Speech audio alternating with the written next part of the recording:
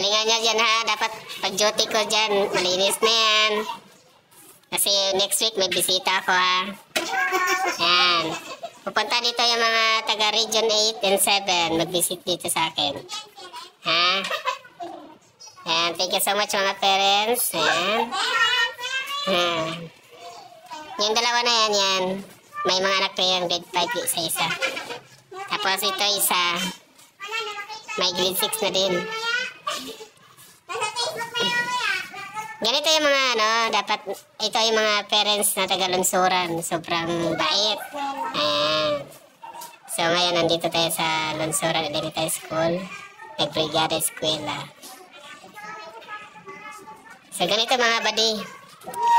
Ayan, sobrang sipag. Ayan o. Ayan. Ayan, shoutout sa mga parents dyan taga-Lunsuran. Anggi!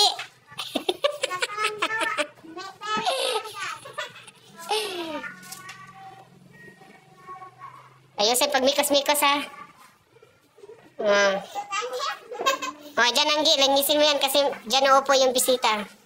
Yan.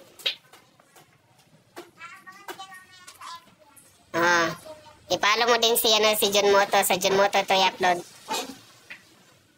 Sipag ni Juna oh. Galing pa yan sa KCC.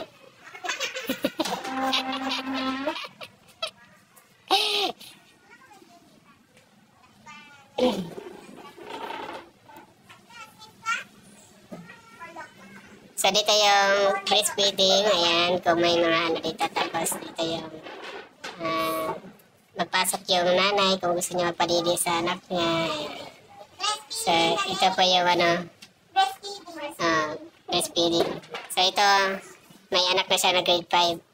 Hindi hilata, no? Ayan, no? Mana kasi sa nanay, tingnan niya. You see what the happen?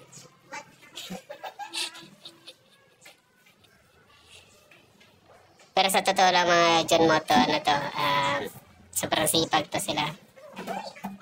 Sipag, maasahan, diba?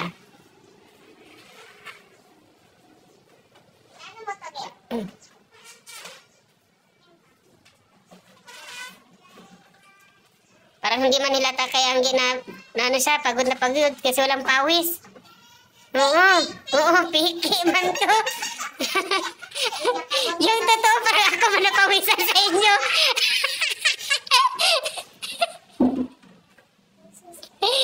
Ay, wag kay gagi kay seryoso yan si Aki. Lakad pa ako lang ngayon, birthday pa. Ay, lang. Kalahati lang next, ibang period pa naman.